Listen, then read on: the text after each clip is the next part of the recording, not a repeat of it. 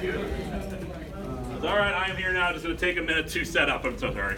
You have a space. You can outsource for that. You didn't think so? I call the temp agency and say like, well, it's kind of cost prohibitive to get you up here, to get them up here. It's like, well, you know, you'll get tax incentives. You know, just contact this one guy who happens to look like Atop from Team 4-Star. This guy's free. And then they say, who's Team 4-Star? And it's like, do you even internet? Then they kind of go quiet for 5 seconds, and then he says, sir, this is Pizza Hut.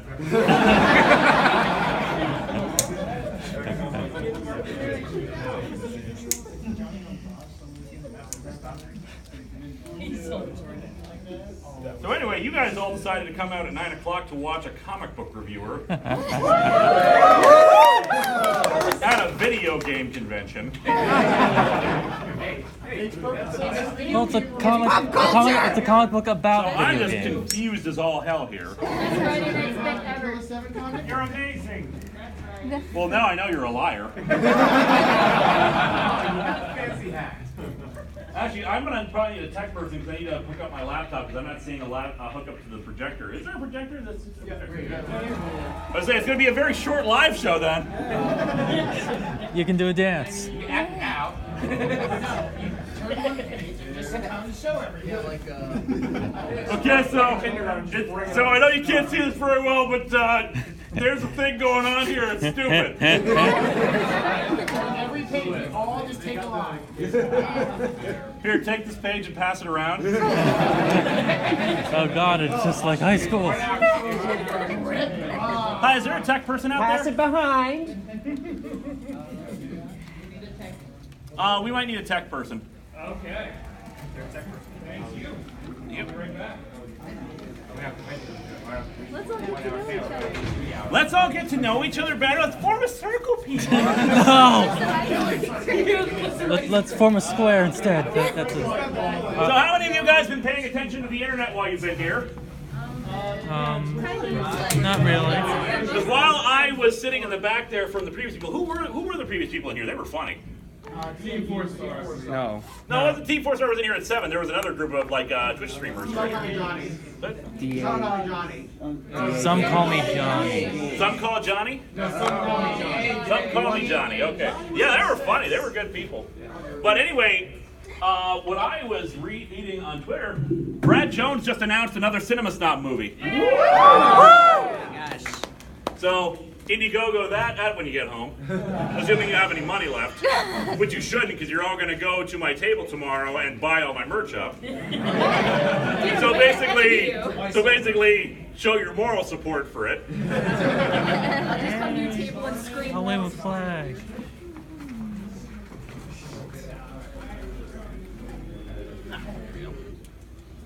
Are you going to guest star in this movie? I don't know yet. You know, that's the thing about Brad. You can never tell exactly what he's going to do or not. Because he contacted me to appear in his movie Disco, like, about a month beforehand. This is a lot of microphones all turned on here. And I'm a loud person, in case you haven't noticed. I never actually sat in a gaming chair before, so this is weird. It feels like it's pushing me forward. Maintain posture. I've got the best posture, pal. How much for one of them chairs? Yeah. I also I understand why they let them in when they did, but now I'm worried about spoiling what I'm reviewing here today. Oh, I gotta get the script out too. Improv. Good problem. Live, everybody. Yeah, the Indiegogo says it's going to be like some kind of road trip movie. Sorry? Is Doug going to be in it? I have no idea. The only person who's been confirmed right now is the guy who played his agent, not Spoonie, but the other guy who played his agent in the 300th episode. No one's on good terms with Doug right now. Well, no one has actually spoken to Doug right now. That's really the problem. Yeah, and I've been trying to watch videos, but he's been getting less and less funny. It feels like he's all this whole Got you a tech guy. Thank you. It feels It's like really a matter of something off his chest. it's really a matter of personal opinion whether or not you still like it stuff. I was actually still laughing some of the stuff. I need a VGA projector on top. VGA projector. Yeah, do we have a projector there? I don't know where the input is for the projector. I'm watching. Assuming there is a, I also have my HDMI. I would say if you have HDMI, I can do HDMI. I don't have HDMI. You kill me small. I'm sorry. You said that too. Yes, I do. Of course. Okay. Yeah, I'm sorry. No, you're good, man. VGA to. For HDMI to VGA, because VGA to VGA. Okay. Of course, there's an overlap. Yeah. Okay. Also, it might want to kill a few of the microphones. Yeah. Which one do you prefer using? Just a straight I'll up. sit right here because that's where things are. It's not long enough. Actually, I'll move over there. Sure. Yeah. That way you're closer to your thing. That's a good call. I think. Are you the last panel here tonight? I believe so. So take it. Yeah. Yes. Oh, goody! You guys get to. I'm gonna hold you guys hostage.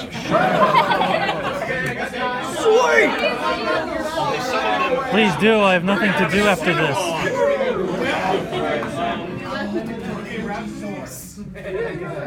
Stockholm syndrome is strong with this crowd. Stockholm. The Western Instance. I don't want to leave. The Western Texas 2008. You're torturing us, but we don't want to. I don't want to go. No. Too soon. Soon it was like 8 years ago. I don't feel so He even good. said it again for the 50th anniversary, which I really love. No, it's gonna come in the fall, I think, because that's usually when these things come. I thought they usually come out at Christmas. That's that.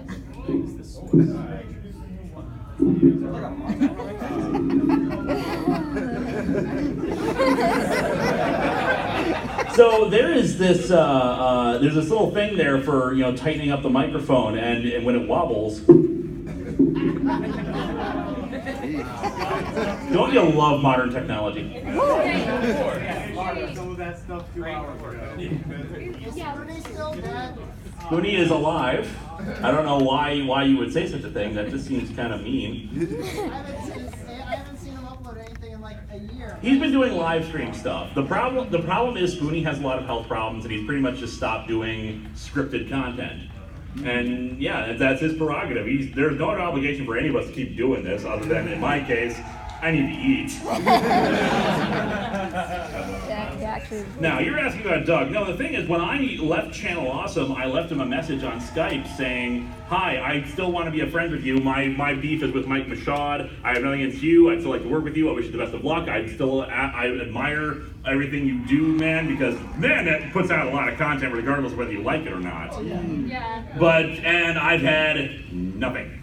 No responses. The only people who have responded to me are actually Tamara and Farad. And Farad is friends with everybody, so I didn't expect anything. In the case of Tamara, I was asking her if it was okay for me to still use the footage of her in the Contest of Champions stuff, because I had her record all of her new stuff at once. So I have all of that, and she was okay with it, so if she's okay with it, great. I mean, and if she wasn't okay with it, I'd be perfectly happy finding someone else and, kind of editing her out and keeping Farad, because Farad was also okay with it, because again, Farad is friends with everybody. But yeah, and so I don't know what else to say about that. I would like to still be friends with Doug. I would like to still have a professional relationship with him, not with Channel Awesome as a larger entity until Mike Michaud is gone and we get the apology we wanted in the first place. Yeah. But that's pretty much it. I'm sorry you thought that way. But what do I know? I'm just a vindictive liar. Me and all the women they responded to, and not any of the guys. Yeah, I'll shoot those shots. I mean, people, I know, I appreciate that so many people have been like, hey, I know you probably don't want to talk about it, but can I ask you a question about this? No, I'll answer questions about it. I'm happy to. Because a lot of the stuff that was going on behind the scenes was simmering for a while. I wanted Channel Awesome to succeed. It technically is still succeeding, just without a lot of us. I believed in the dream. I still believe that a hub site can still work. A lot of people are poo-pooing that idea because they think that was the reason why the hub site worked so well was because Blip was not really good about finding new content and being able to get people to identify, potential new view stuff. But then we have this collective website that people can go on and find everything they wanted to do with it.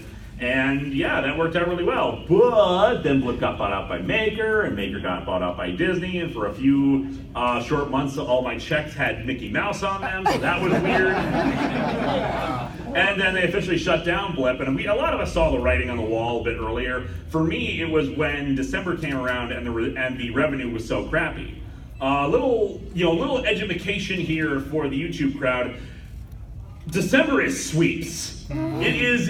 You put out your best content during the holiday season. You put out as much as you can as well, because that's when people are online watching stuff, and that's when the highest paying stuff is being put out.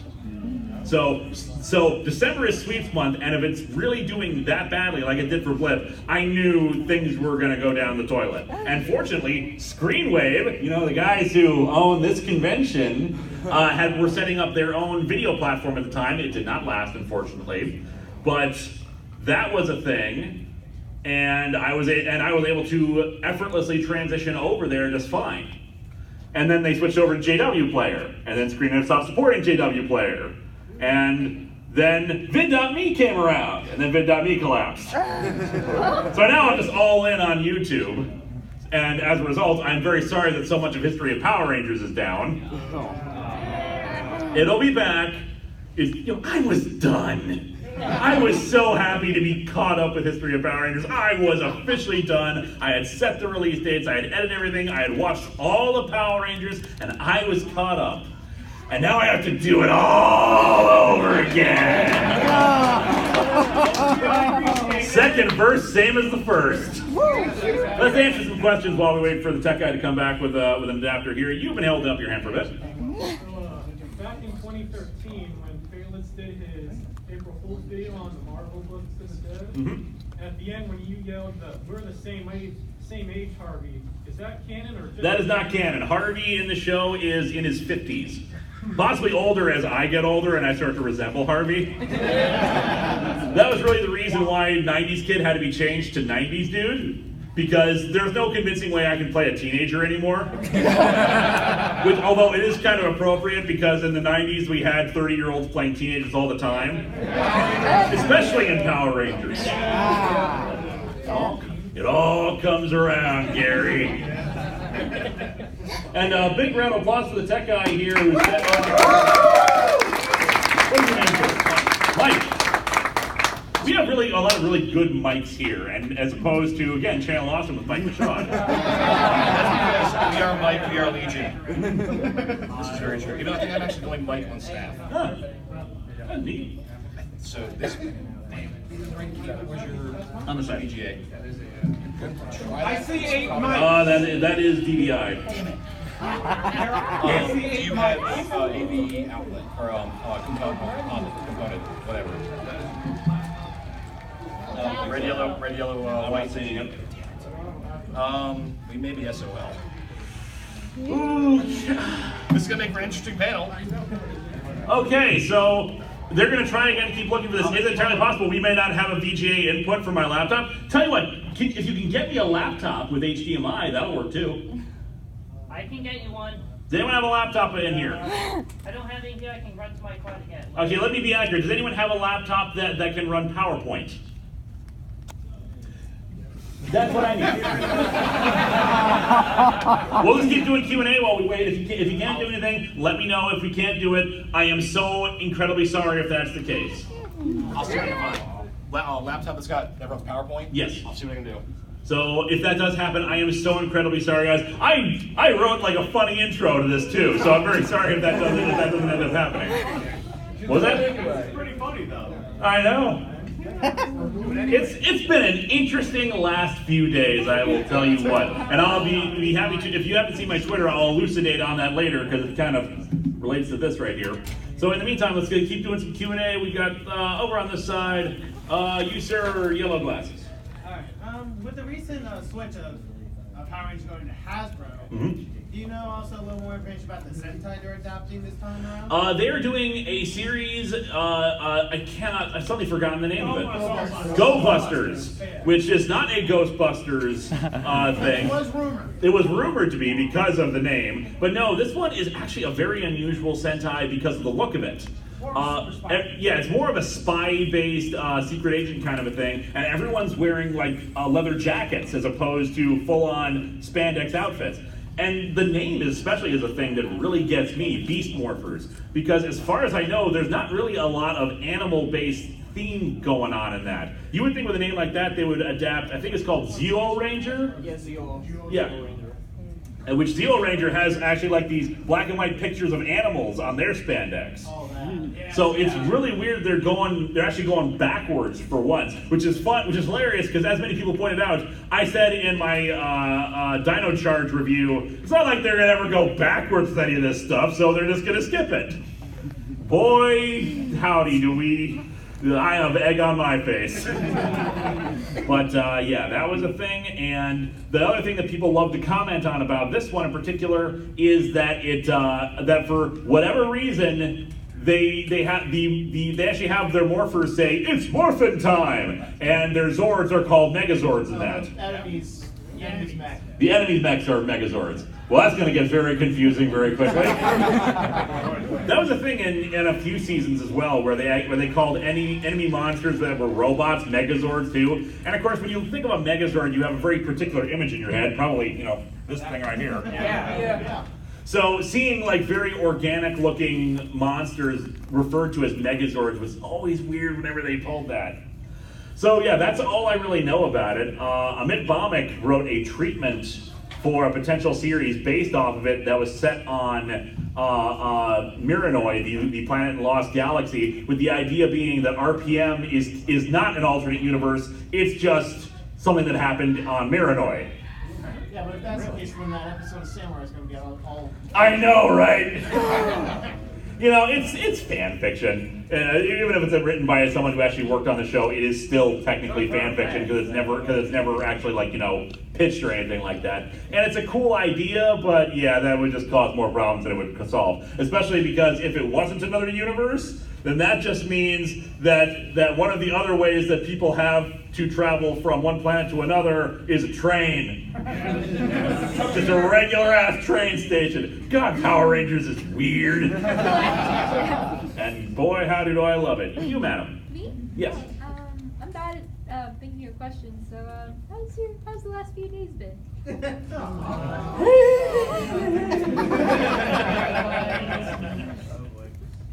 May you live in interesting times. Like I said, I will explain some of the stuff that's happened there probably afterwards, but needless to say, it's been one thing after another. I'm glad that for overall today has been fairly uneventful. Just, wonderful people coming to the table, meeting me and buying stuff. So thank you all for making this a fun experience so far today.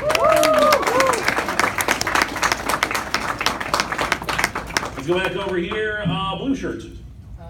Yeah, so, do you have any plans on doing the Lord Dracon storyline from the Power Rangers comics? The ones that, The Shattered Grid stuff. Yeah, the one that Jason David Frank did the video for? Yep.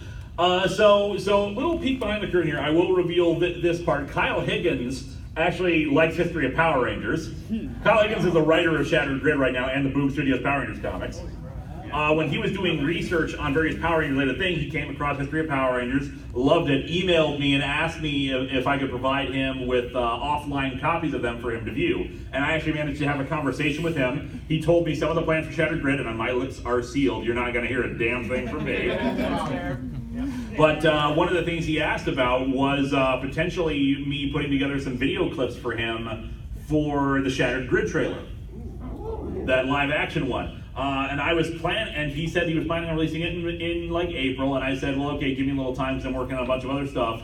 And I was planning on spending like a week in March just researching clips and trying to find some stuff. But he managed to find someone else who did it for him, and that's okay. I'm perfectly fine with that. Just less stress on my life. Because especially if I was doing something like that, and I was like, oh God, I got to get this done. I got to make sure that this is picture perfect, best quality kind of thing. But yeah, it's fine. Now, as for your question about whether or not I'm going to actually review them, I'm not planning on it, but that's only because my show is supposed to be about bad comics, and once Patreon sponsored slots reopen in September or so, let's face it, someone's going to request it. Oh, yeah. I'm looking right at that spot right now. We're also going to change up how the Patreon sponsored stuff is done. One of the reasons why I had to close it was because I got like 3 or 4 requests at once. When, right around October, November of last year. And the thing is, the 10th anniversary celebrations, there's so much I wanted to look back on and review and stuff, and I already had a bunch of stuff taken up by the Patreon slots, and then having so many more come in, it's like, I've got to stop this now, or else I'm not going to talk about anything I want to talk about this year. And let me be fair here, a lot of the stuff that people request to do is great. JLA Avengers made me a crap ton of money. And the JoJo's Bizarre Adventures review brought in a bunch of people who were not fans of me previously to yell at me about how I don't get JoJo's. And then subscribe to me anyway. But it was not, but the sheer tonnage of them, there's stuff I want to talk about. There's stuff that I'm really enthusiastic about reviewing, and stuff that I think will make for great episodes. And sometimes the Patreon sponsored reviews can drag on, and they're not exactly what I'm interested in. It's harder for me to come up with jokes for stuff because it's just good, and there's nothing I can really, unusual enough for me to comment on or make jokes about. That's not even talking about how difficult it is to do video game related stuff. So one of the things I'm going to be doing, because the way the old Patreon sponsored slots is, you request a review, you pay your $80, and then it's done with. You can leave the slot immediately and someone can refill it. And it's great for me when I need additional funds. It's not so great when, again, there's stuff I want to talk about and suddenly we have an entire month worth of Patreon sponsored reviews. So what's probably going to be happening is it's going to be a 2-month period. You pay $50 for your first month to guarantee, to basically, as the down payment to make sure it happens, but you have to stick around for your second month and pay another $50. So yeah, we are raising the price regardless to $100 for the review, for Patreon sponsored reviews. And then once you have that second payment in, then you can leave. So I'm sorry I'm making it more complicated, but I gotta do that, or else or else I'm gonna be inundated with them.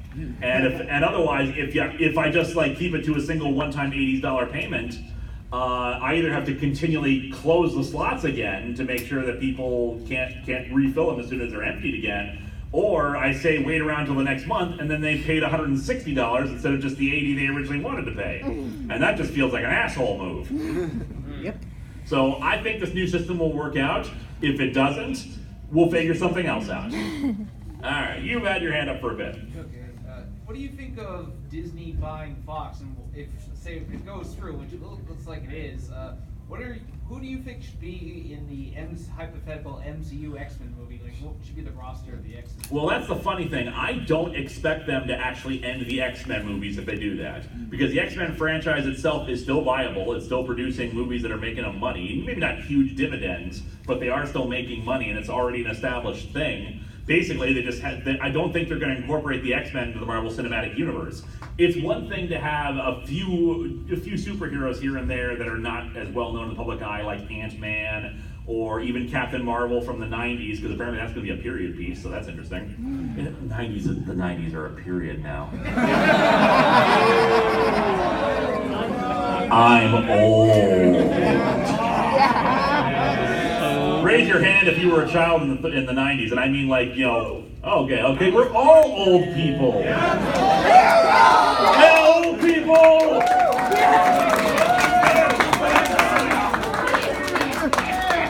But to have the entire mutant stuff be a thing that's been in the background for so long, no, they're not going to try to incorporate mutants into it unless they restarted the Marvel Cinematic Universe from the start, which they entirely could do at some point, because let's face it, Captain America, Chris Evans, as perfect as he is, he's going to grow older. Iron Man is going to grow older, and you have 2 options at that point: reboot, or let them die and replace them with other people, or option 3, replace it with a different actor. But let's face it, a lot of these people are iconic in those roles. Indeed. It's one thing in the case of Star Trek when you're doing a full-on reboot to recast James T. Kirk. It's another thing to say, okay, Robert Downey Jr. is Tony Stark until now it's whoever the guy is. And at that point, they've already acknowledged that time in the Marvel Cinematic Universe passes in real time. So it's kind of hard to justify. Oh yeah, we've been doing this for 80 years, but I still look like I'm 30. Well, with Avengers 4 with Thanos, it's like anything could happen with that Infinity Gauntlet. So. Who has not seen Infinity War? Me, but I don't care. I don't want to. I just want to avoid spoilers. Is all. I don't care. Don't care. No one cares. Anyone? Does anyone care? Raise your hand if you care. I'll slice your hand off. Okay, good. Speak now or forever. No. I suspect what's going to happen in Infinity War is the same, in part 2 anyways, what's the same thing that happened in the comics. Nebula is going to get a hold of the gauntlet and is going to undo everything. At the very least, even if some people remain dead, Gamora is not going to remain dead. Gamora is going to come back if Nebula gets her hands on the Infinity Gauntlet.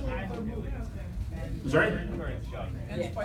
Oh yeah, Guardian still has a third movie, so yeah, that's probably going to be it. I know, well, lots of these people we know are going to come back. It's the who died before the finger snap who's going to come back or not, is the question. And I think Gamora is definitely going to come back.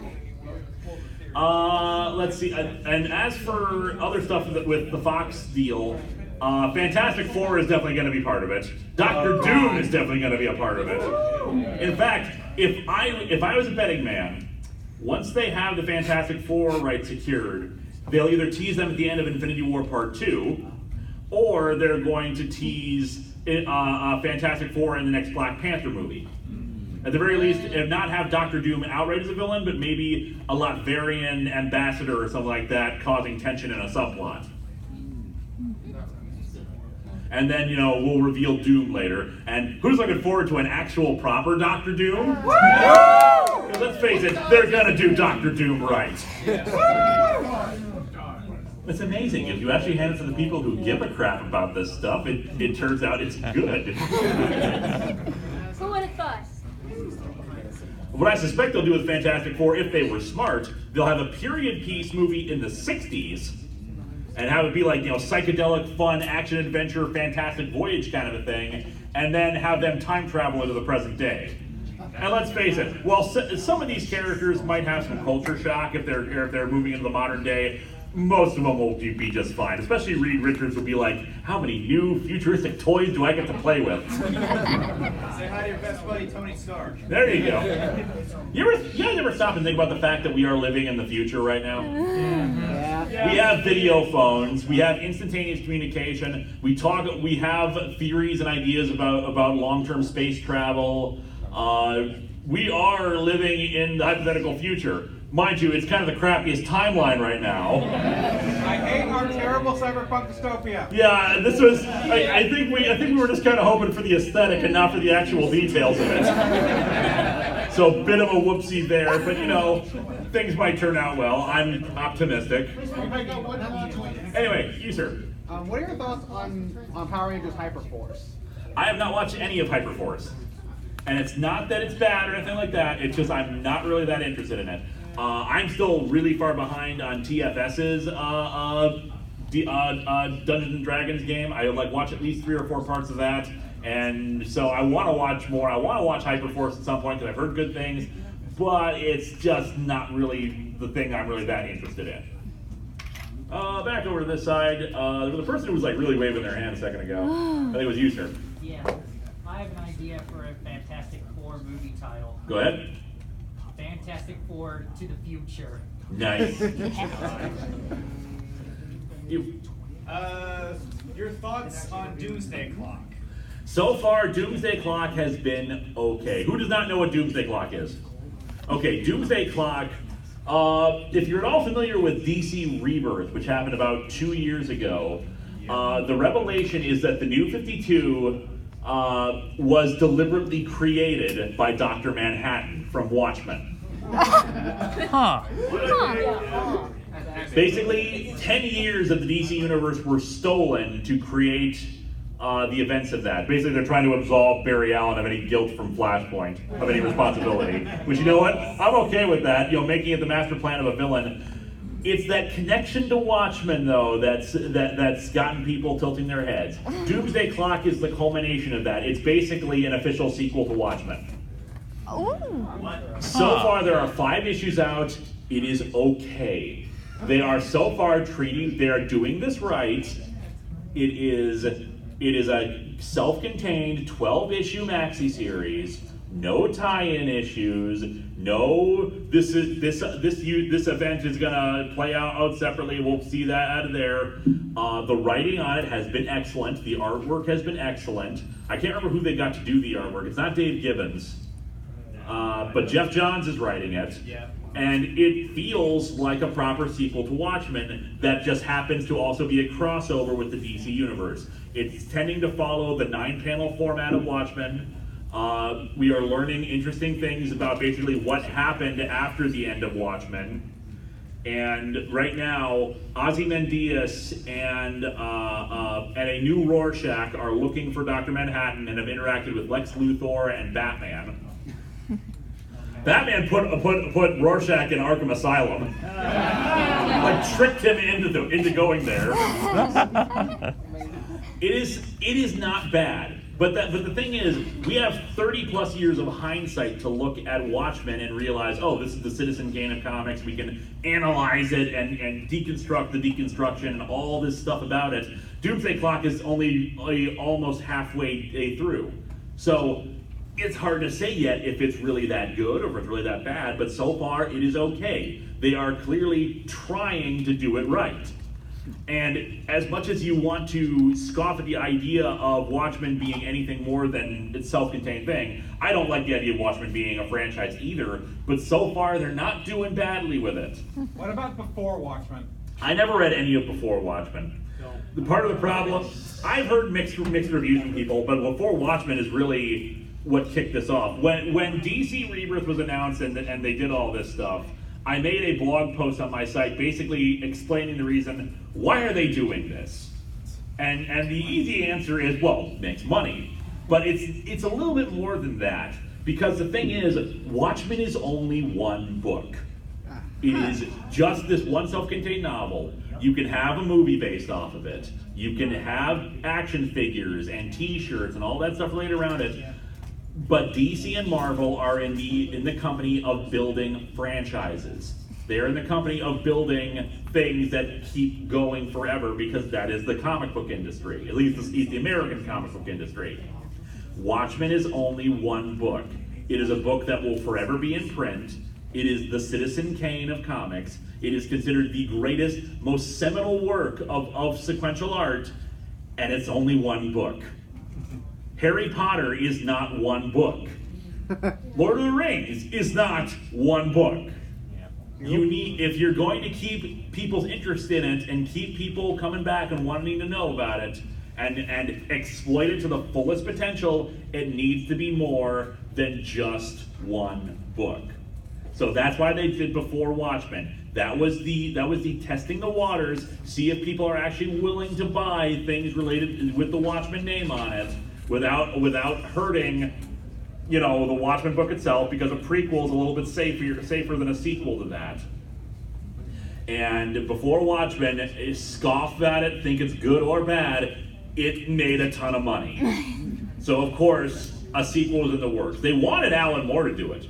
They were no, I'm not kidding. They made an offer to Alan Moore. We will give you back the rights to Watchmen because that was the deal. They were going to give the rights to Watchmen after it left print, and it never left print. We will give back to you, but only if you write a prequel and a sequel to it. And he said no, because he's Alan Moore. So they're doing it with this, and Jeff Johns is really their main big talent for their company, so it makes sense that he's doing it. And like I said, so far, Doomsday Clock is okay. We will see if that changes in the future, because we don't even know why Dr. Manhattan did any of this, or even if it is really him. The implication at the end of DC Rebirth #1 is that it was him, because it re-quotes the bit from the end of Watchmen where he's telling Ozymandias, humans are such fascinating creatures, perhaps I will make some someday. Which has led many people to believe, to say, did he make the DC universe? And no, that would be stupid.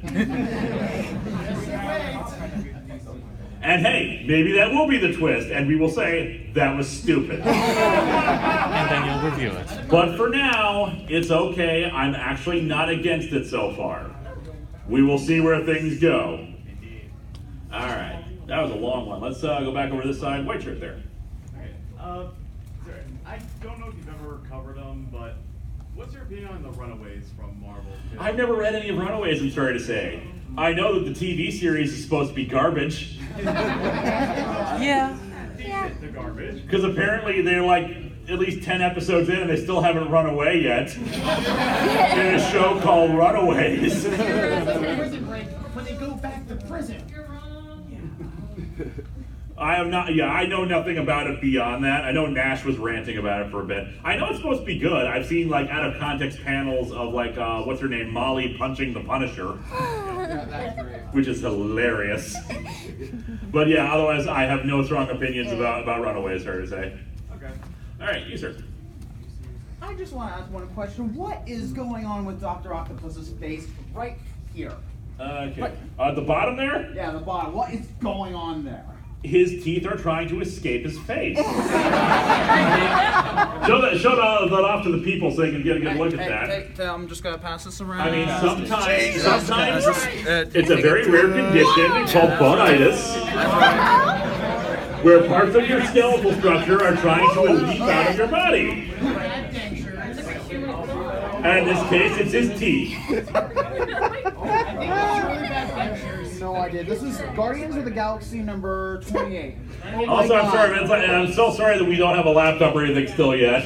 It's cool, we're having fun. I know, Are we having fun, kids? I can't hear you!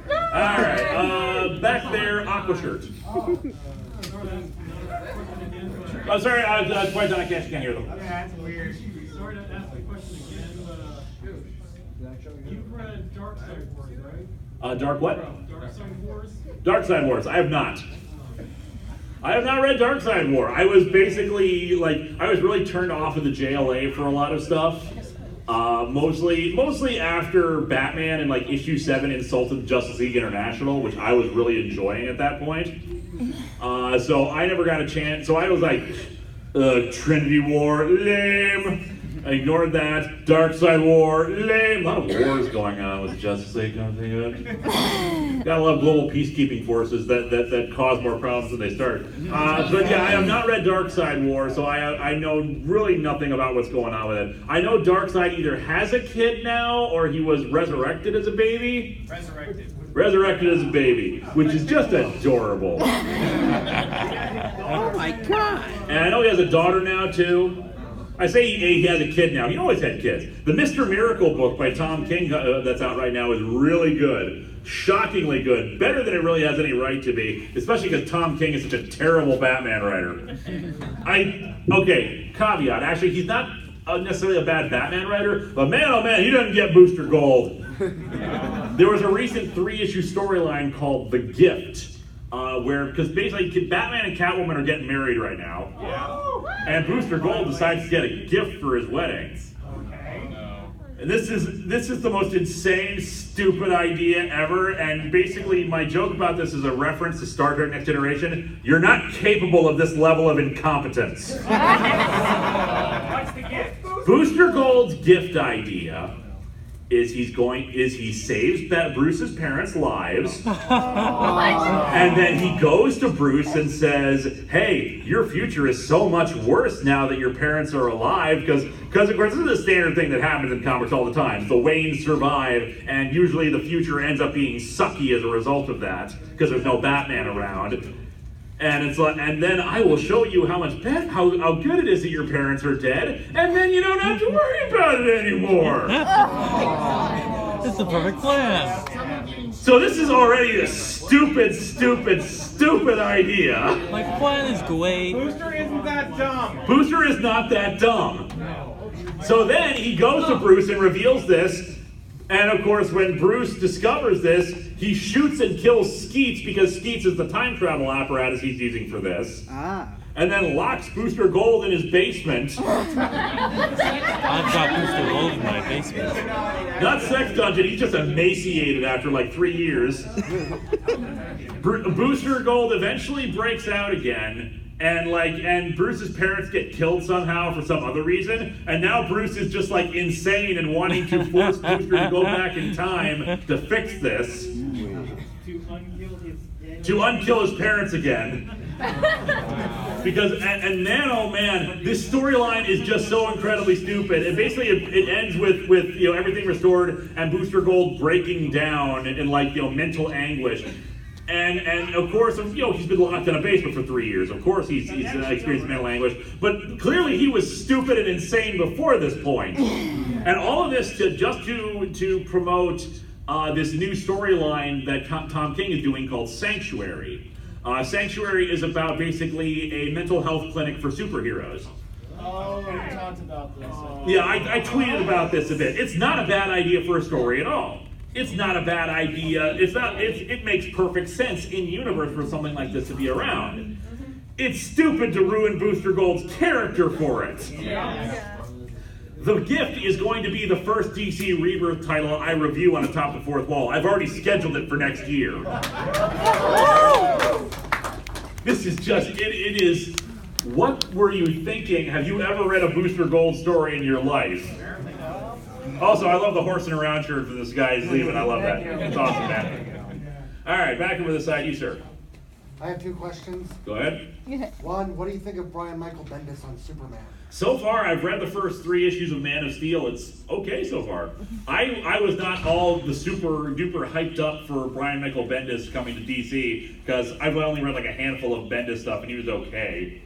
But he was the Marvel superstar, so him coming over is a big deal. I just don't think it required 2-page ads with a blank picture of Superman on it saying, Bendis is coming. If you don't read comics, that was a thing. So he's Brainiac now? I guess. But no, the 3 issues so far of Man of Steel have been okay. I don't know how I feel about the potential revelation that Krypton was destroyed deliberately. By this alien who hated Kryptonians, but we'll see where it plays out. Really, I'm more interested in where's Lois and John, Superman's wife and son. I want to know what happened to them because it's been this kind of flashback running story that something happens to them, and everyone's asking, hey, where's your wife? And he just kind of mumbles and doesn't answer. Obviously, they're not dead. If they were dead, DC's not that stupid. Okay, let's face it, DC is that stupid. But I don't think they're ready to do that, especially because I think John is joining the Teen Titans. Maybe? Maybe? I'm not sure. That's a whole other thing. My second question is, what do you think of Batman and Catwoman getting married? I'm okay with it. It's not going to go through. They're not going to go the distance with it because status quo is God in comics. But I ship it. I ship it too, but that's the thing. Something's going to happen. The wedding's definitely going to get interrupted at the very least. It's already been interrupted like several My Booster Gold! Wait, Bruce! I've got an even better wedding gift! What if you never got married?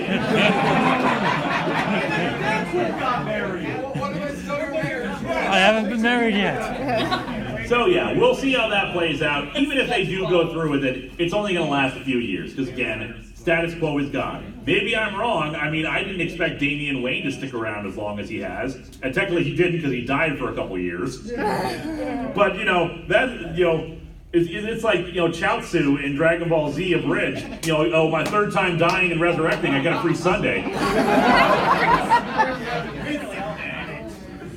Hey, you, sir. In your 10 years of reviewing bad comics for the internet, which is the one you are most grateful to have reviewed?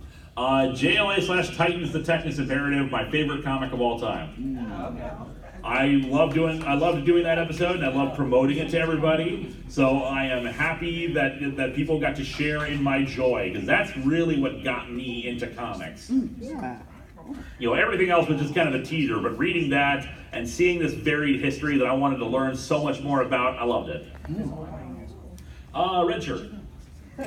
Hi. Yeah. Have you ever got a chance to read Scooby Apocalypse? I have not. That's a pretty good one, despite a few flaws. Yeah, that's what I've heard. A lot of the weird Hanna-Barbera comics that have come over have apparently gotten lots and lots of good press, including Scooby Apocalypse. Oh, yeah. So we'll see. I'm sure someone will patron it eventually at the very least. Yeah. Darker blue shirt. Thanks. A slightly different note. As a Star Trek fan, have you seen Discovery yet? Yep.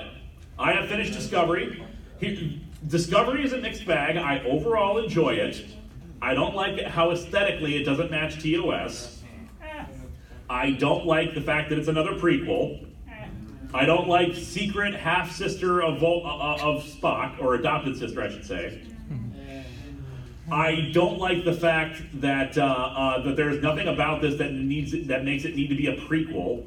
In fact, a lot of the errors of this show would be fixed if this was a sequel series. If Michael Burnham was adopted by like Tuvok instead of Sarek.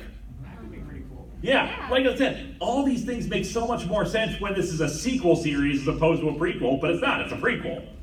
I don't like the uniforms that much, but I'll probably get one because eventually I'll probably review some Discovery comics.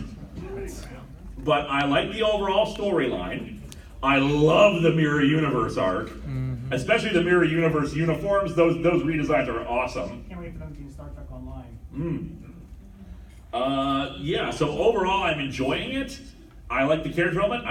I love Tilly. Tilly really grew on me. But yeah, there's some things like. Because it's a CBS All Access show, they don't have to conform to standards and practices, so we have full frontal Klingon at one point.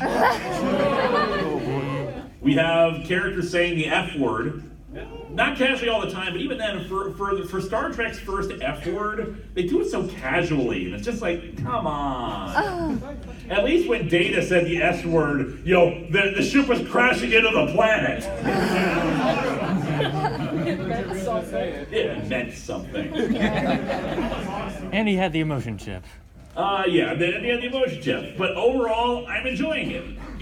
We'll see where season 2 goes, but I'd like things to start looking more and more like TOS because I love TOS aesthetic, and we really gave the impression, and one of the things that even future Star Trek series gave the impression was that this was standard, that it was okay for TOS to look a little bit more primitive, that was a deliberate design choice by people living in the 23rd century to make things look retro. And as a result, even when Scotty was brought back into TNG and they had the holodeck recreation of the Enterprise bridge, Picard walks on and is like, he looks at this bridge, oh, Constitution class, I recognize this. Like, even if it looks old, it was still a part of their history. And I really hope that they start matching things up a bit more on the aesthetics with that, but we'll see if that actually turns out to happen. Can anyone step outside, see if anyone's out there, see if what happened to the tech guys? They died. Because technically, we have only 2 minutes left in this panel. I know we can go a bit longer, but I don't want to go too long because eventually I want to go back to the Screenwave party and maybe sleep at some point. What was that? There's no one out there. Okay. Okay, then I'm just gonna shut this down and again give we'll go until like 9 o'clock at the very least, so we can keep answering questions. But I want to first of all just very sincerely apologize that the live show didn't end up being a live show. Maybe we can reschedule. Maybe they'll give us another panel at some point tomorrow or Sunday before I leave. I would love to see that. But yeah, I'm so incredibly sorry, guys, that this didn't end up happening. I can tell you that the live show that I was going to do here is the same one I did at Anna Minneapolis, and I'll probably do it for the rest of the summer until I'm caught up on live shows. So you'll see this eventually, but I am so incredibly sorry that this happened. Maybe I just need a new laptop. Is it the one with the Spider-Man, the Green Goblin, and the... No, it's a new one. Well, relatively new. I've only done this at one other convention now before. It's not online. It's never been seen by any of you people. It was going to be fun. I'm kind of half tempted to just do the intro to it. Go for it. Do it. All right, we'll do that at the very least. Hello and welcome to Tomb of Atop the Fourth Wall Live. If this is your first time seeing the show in live or recorded form, then I'm very confused. I mean, I gave that nice lady who sent me an email about search engine optimization all my money, and nothing's happened. I'll skip the part where standard disclaimers, don't talk over the jokes, yada, yada, yada. So time again for another Too Many Games. I haven't been here in a couple years, and as a result, I wanted to do something special for you all when I got here. I wanted to really dig deep, find a gaming comic that would appeal to the people who love consoles of all generations. I wanted to do a review for you all that would so transcend the normal confines of the people attending this convention that it would not only be recognized by everyone here as an art, but the highest form of art, unparalleled by any other on Earth, and the people who play games, the ultimate connoisseurs of such art. But then I got into a car accident right before I came here, so I didn't have time to do that. So instead, here's One Punch Man.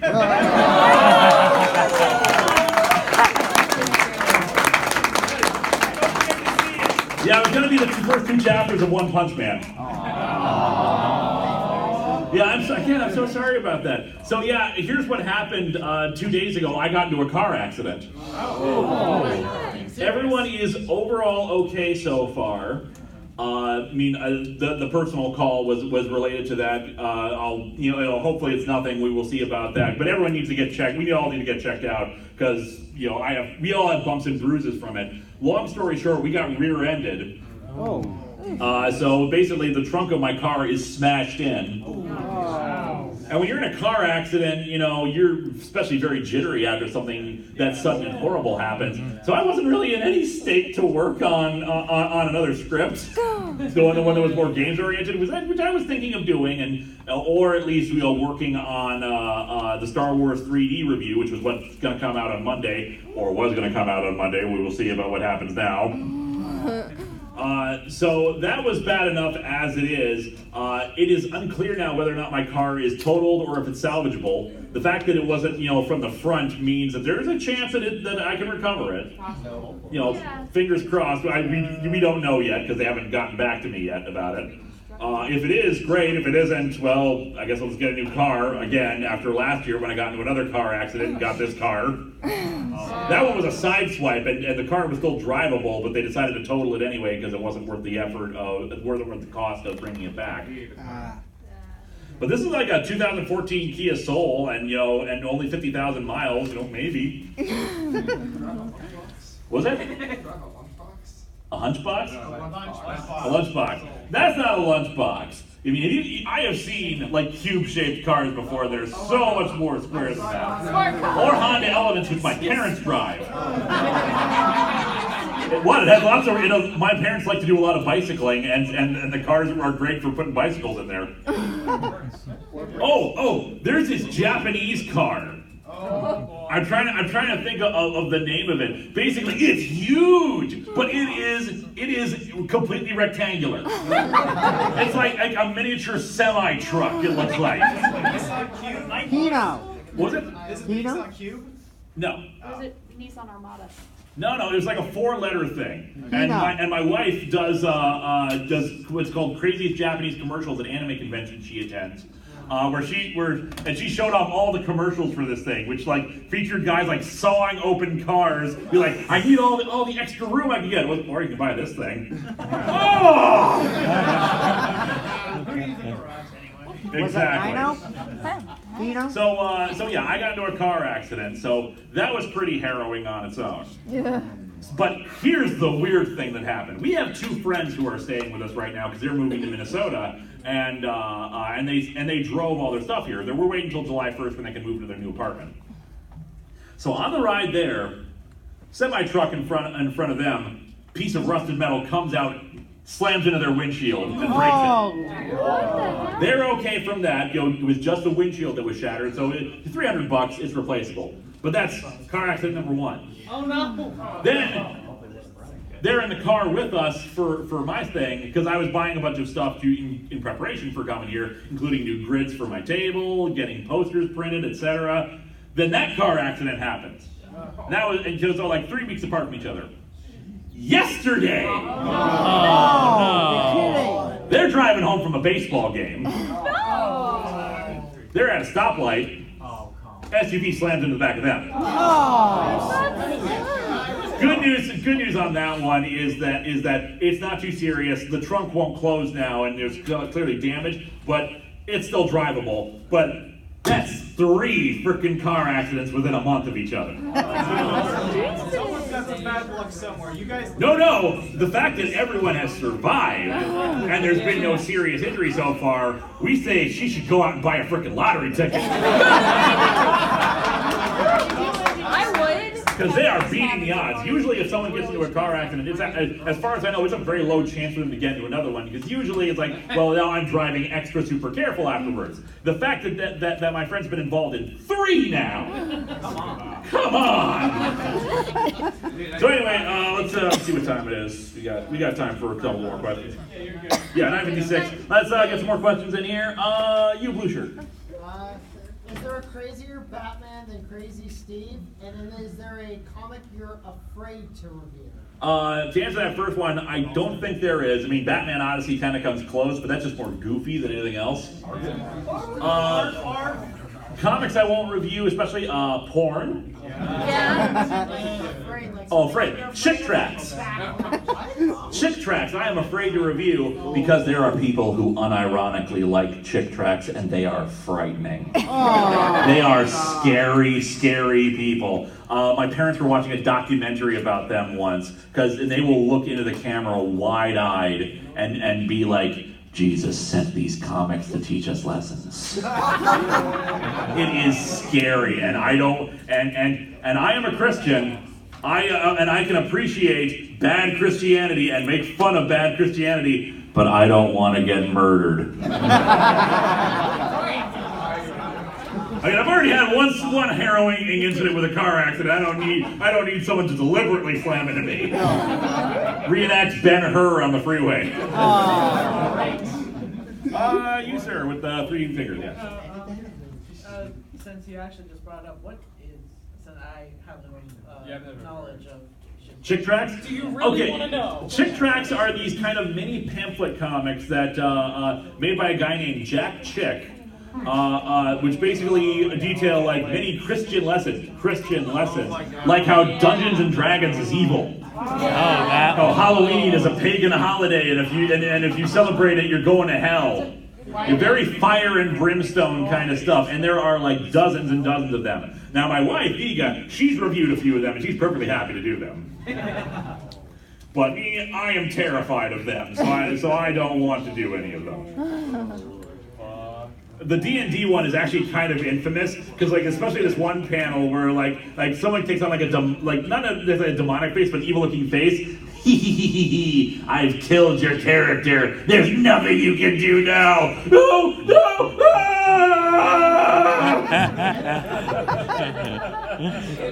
It's weird and terrible. But the cleric has diamonds.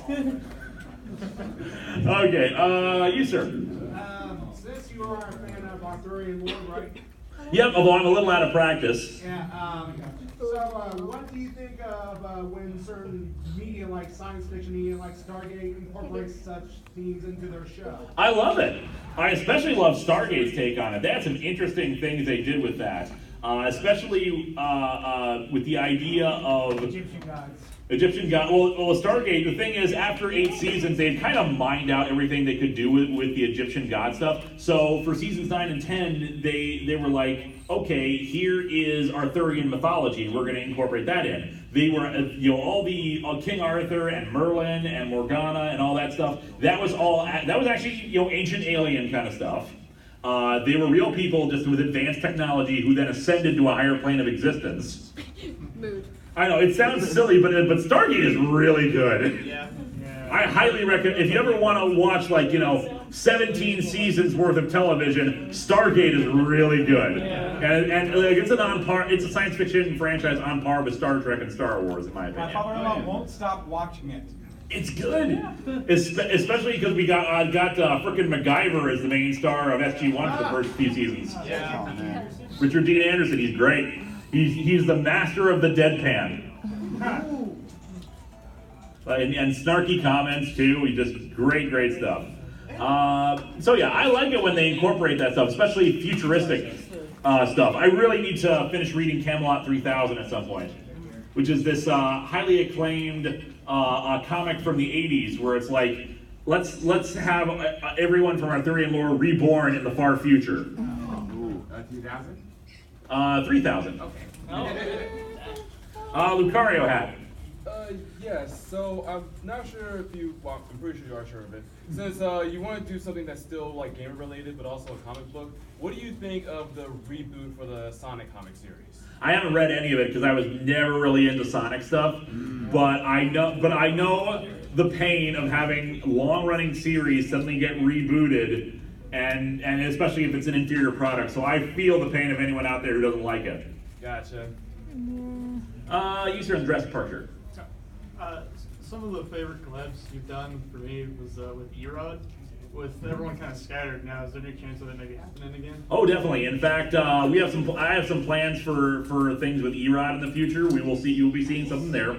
And I can also say is that there is a secret project that I am helping write, which will incorporate a bunch of Channel Awesome people as their channel awesome personalities. I say their channel awesome personalities as their reviewer personalities. And hopefully you will all enjoy that because we all still talk to each other. We were talking to each other beforehand because we always want to help each other out. We always want to bolster each other up and offer advice and helpful things. And especially now that we don't have Channel Awesome anymore, we need each other now more than ever. Although one could argue we don't need Channel Awesome to begin with. but in actuality, yeah, we're all friends with each other, and we all want to continue to collaborate and do crossovers and all that. A lot of the time with crossovers and whatnot, it's just we don't have the time to do it. Right. So are they kicking us out? Because I heard there was no panels after me. Nope, you're good. Okay. All right, we're going to go lightning round here. We're going to go like a few more minutes longer, but then I got to head out because it's 10:02 right now. Let's get a few good questions in here. You, sir.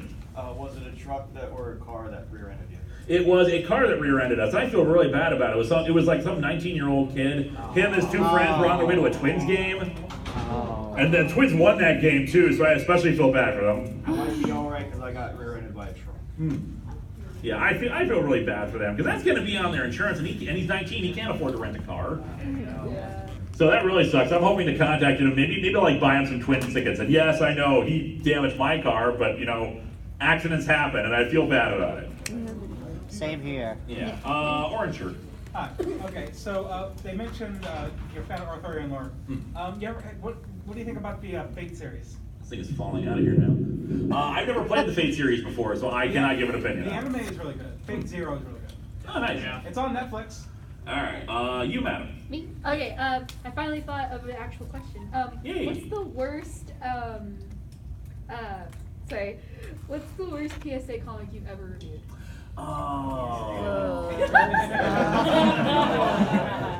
Probably the Leaves of Grass 3-parter I did. Not necessarily because it's anti-marijuana, because let's face it, in the end, I'm actually in favor of legalization because then you can make it a controlled substance, you can tax it, you can do all that fun stuff, and you can decriminalize it for people who were screwed over by that. But the simple fact is, it's still a drug. It's still gonna do. I was gonna say a naughty word. It's still gonna do crap to your body. But the moralizing is dumb. The villain plan is stupid. Hilariously stupid. As a reminder for that one, that's the one where the Floronic Man decides he's going to take over the world by making everybody high on pot. This was worthy of a 3-issue storyline. And while there are good parts to it and interesting parts to it, it's just really dumb and silly.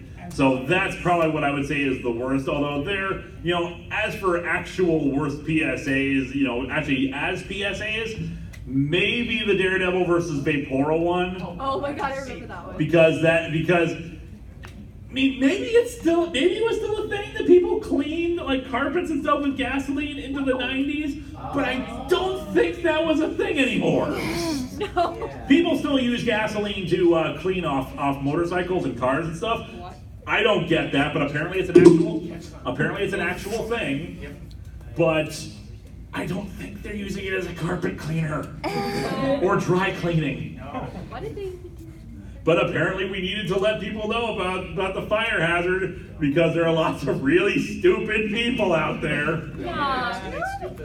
Yeah, never underestimate stupid, and never ascribe to malice what can be ascribed to stupidity. All right, you in the way back there.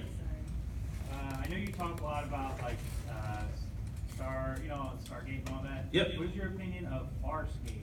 I have never watched any Farscape. It's one of the ones on my docket that I got to get caught up on and actually watch at some point. Because there was a lot of science fiction in the 90s and 2000s that I missed out on. SF Debris has done some Farscape reviews, and I'm very interested in that. I'm interested in watching Andromeda, which I heard got really bizarre and stupid later on. But I like the premise of it. So does Farscape. But especially for Farscape, it basically is that. What I love about Farscape is it's basically a tech demo for the Jim Henson's workshop to show off they could do more than Muppets. Except for model really good. What was that? Except for model ships, apparently they use CGI for the ships. Oh, neat. Did Jim Henson's workshop do the CGI? I'm not really sure. I just know the ships are CGI. All right, let's get in like one or two more questions. You with the beard. Not me. Yep. Your thoughts on Mobile Suit Gundam: The Origin? Never read it. I don't know how much different it is from the actual anime because I love the original anime. They've been doing the manga as an OVA anime, and I've heard rumors that they actually might be also using that and then redoing the original anime with the newer anime style they're going with. That'd be cool. Although I kind of like the janky 70s anime style with the original Mobile Suit Gundam. It's just there's something charming about it. Yeah. Very clean lines, kind of clean colors and stuff like that. All right, let's get in like one or two more questions, and we're gonna call it a night. Have I answered a question from you yet? Yes. Okay. Anyone who's not had a question answered yet? You sir.